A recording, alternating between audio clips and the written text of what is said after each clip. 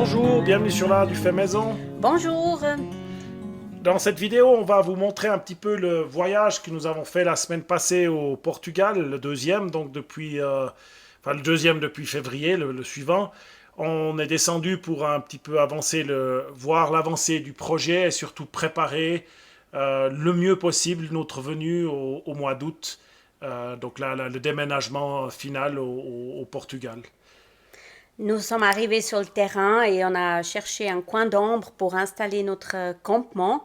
On était obligé de rester en haut du terrain parce qu'en bas, là où c'est ombragé, c'est pas encore habitable. C'est pas Donc, accessible, ouais. c'est pas très accessible. Donc, on est resté vraiment en haut du terrain pour s'installer. Ensuite, on a découvert donc la belle route que Ouais. Frank il a fait. Euh, Elle est superbe cette route, donc il descend jusqu'à la maison, ainsi que la place ici pour les deux sheds, c'est-à-dire les deux baraques. Trois. Oui, les Il y en aura trois. trois en finalité, Ouais, ouais. il Il y y en en aura aura trois. trois de petits cabanons pour stocker Alors, c'est des le cabanons matériel. qui sont isolés et ventilés pour permettre aux grandes chaleurs, disons, de ne pas détruire tout ce qui est à l'intérieur. Ils ne vont pas surchauffer. Puis ensuite, on a découvert la place, là où ils avaient fait le puits d'eau, donc le puits qui va en profondeur pour sortir de l'eau potable.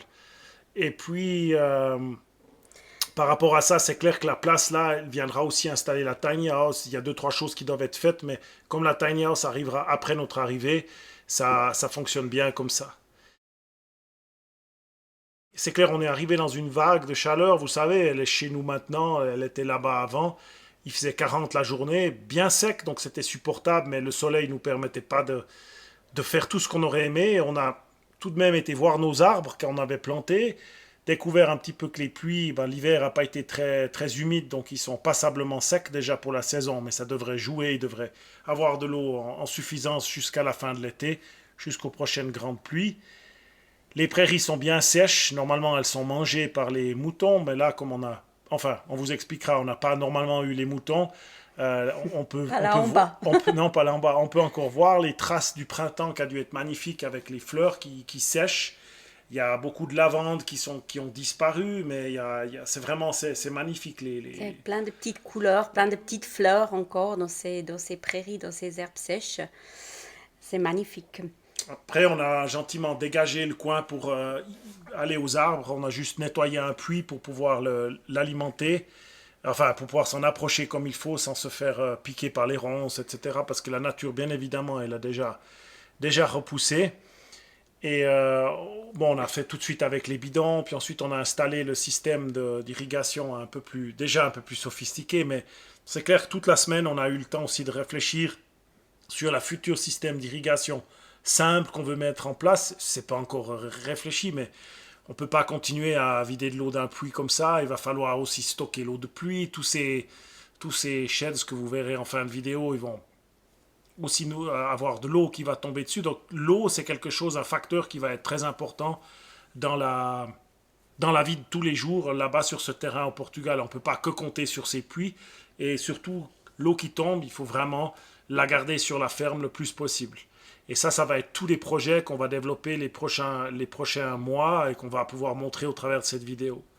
Avec cette pompe, on a rempli notre bidon, notre tonneau qu'on a ramené de la Suisse, notre tonneau d'eau de pluie, pour arroser les arbres. Justement, les arbres, parlons-en. On a eu une mésaventure avec les moutons qui sont rentrés sur notre terrain et qui ont carrément tout dévoré les feuilles des arbres. Certains repoussent, mais il ne reste pas grand-chose. On va voir comment on va essayer de les sauver.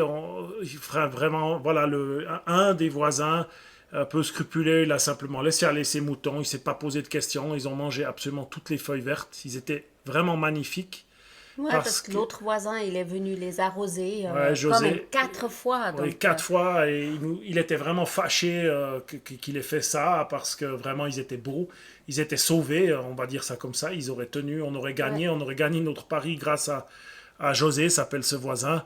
Et voilà, là j'essaye de les arroser parce que certaines repartent, peut-être on pourra les regreffer. On va voir on va voir ce qu'on va pouvoir faire. On voit là un cerisier qui ils n'ont pas pu atteindre le sommet, mais tout est pluché. Ils n'ont pas touché l'écorce.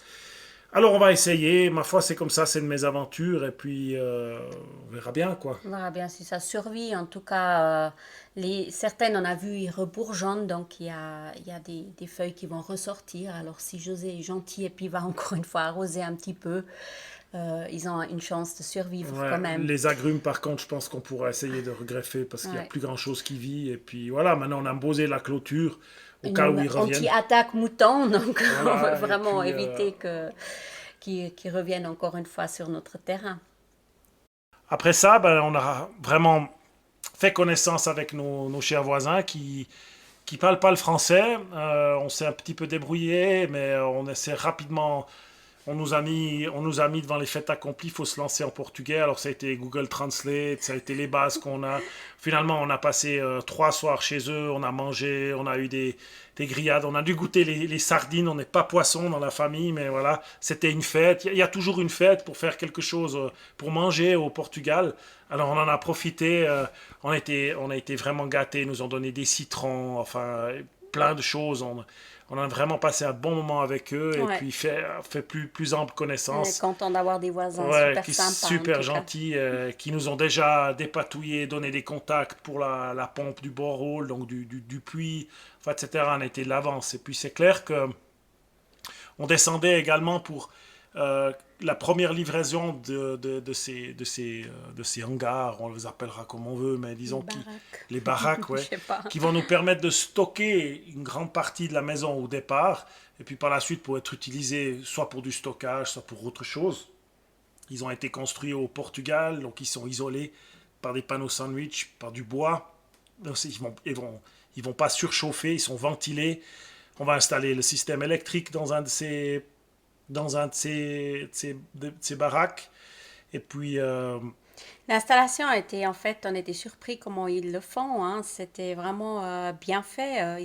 Donc là, c'est arrivé sur cette charrette. Ensuite, ils ont monté ça avec des crics ou bien descendu avec les criques, ouais, descendu, ouais, d'abord monté pour enlever la charrette et puis après descendu sur des blocs, sur des, ouais, comment on dit, des pavés, des des blocs, parpaings, des ouais, parpaings, voilà. avec un cric.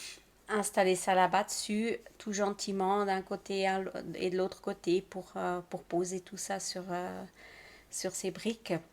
Et voilà, et après ils étaient bien installés. Donc il y en a trois qui vont arriver en tout. Ça, c'est le tout premier. Il y aura un espace entre deux qui seront au fond, donc qui sera à côté de celui-là pour pouvoir une zone ombragée pour mettre le véhicule entre deux, la voiture, parce que c'est clair que là-bas, l'ombre, on cherche l'ombre, donc il faut se créer des zones d'ombre. Ils sont Mm. ensemble, comme ça on pourra avoir un système pour récupérer l'eau de leur toit. Et puis, tout est assez simple, en fait, comme ils les posent, ça va tenir sur ses parpaings, la cour est bien faite, elle est très stable, ça va pas bouger, il y a des drainages autour. Et justement, on a vu un jour, bon, il a fait presque tous les jours 40 degrés. À l'intérieur du sheds ou du baraque, il faisait chaud, mais c'était pas insupportable lorsque l'air circule à l'intérieur parce que justement, ils sont isolés.